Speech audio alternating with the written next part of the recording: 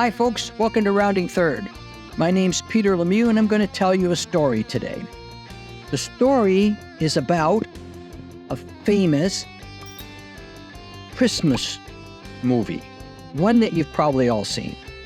Then it seamlessly changes into baseball and comes in with a happy conclusion.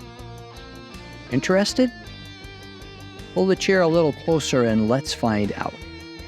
The movie I'm going to talk about is A Christmas Story, written by Gene Shepard. Actually, his book had a different name, but he's the one who authored this story.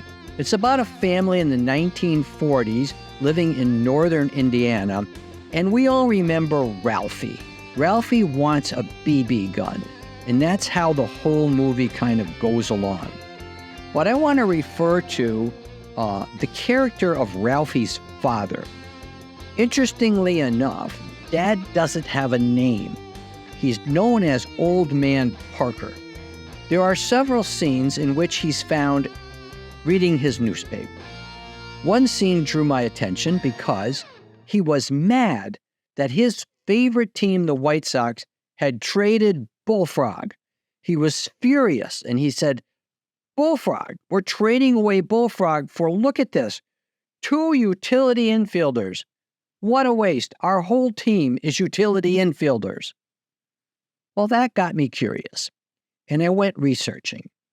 And obviously, the White Sox aren't fiction, and I found out neither is this character Bullfrog. They're both true.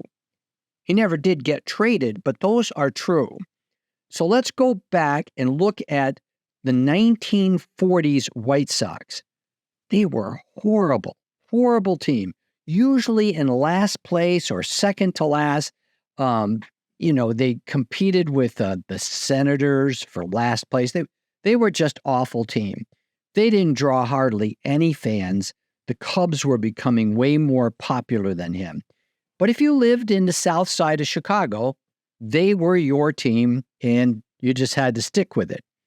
Then I looked up this guy, Bullfrog Bill Dietrich. He pitched 16 years in the majors. He wasn't a flash in the pan.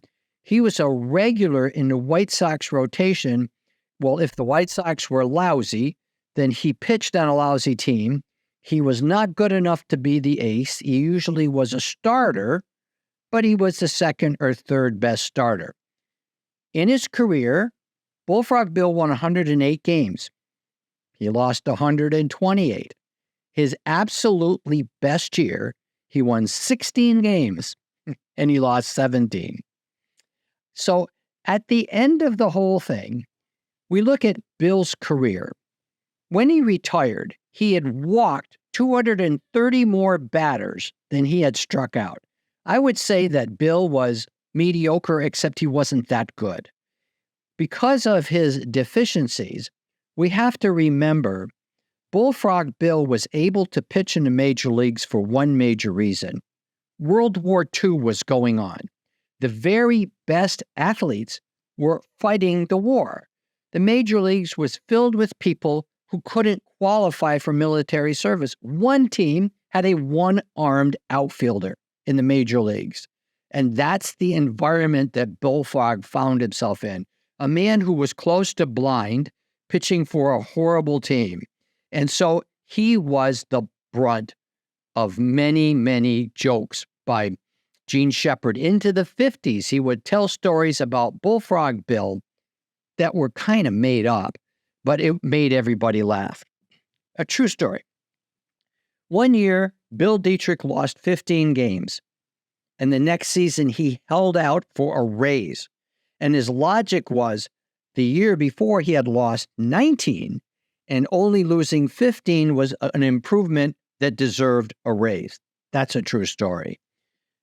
Here's the craziness. Before World War II, very close to the beginning of World War II, June 1st, 1937, Bullfrog Bill, in an afternoon game in Chicago, pitched a no-hitter. He actually pitched a no-hitter.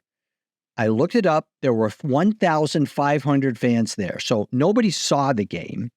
You may have read about it in the newspaper, but then because the White Sox kept losing, and Bill wasn't very good, nobody made very much of it. So Gene Shepard goes on making a career of making fun of four-eyed Bullfrog Bill. He had a story, I'm not sure it's true, but it's a funny story, that one day when he was pitching, Bullfrog Bill stared in at the catcher, which he had to do because he couldn't see well, and he shook off a sign. Stared in at the catcher, shook off another sign. The crowd went nuts, according to Mr. Shepard. They went crazy because Bill only had two pitches, a fastball and a curve, and he shook them both off. And so that was a story that was very funny in his routine. Well, Shepard goes on to be a famous humorist with his own radio show making jokes about Bullfrog Bill. Bullfrog Bill retires to anonymity. But we find out that's not true. The end of the story is very interesting. Later on, Bullfrog Bill found out that he is in the Hall of Fame in Cooperstown. How's that possible? The Hall of Fame has a plaque for every major league pitcher who pitched a no-hitter. And there it is, June 1st, 1937, Bill Dietrich, White Sox. Bullfrog Bill ends up at the end of our story in the Hall of Fame. So whatever is happening today is not the end of the story for you. We don't know how it's going to play out.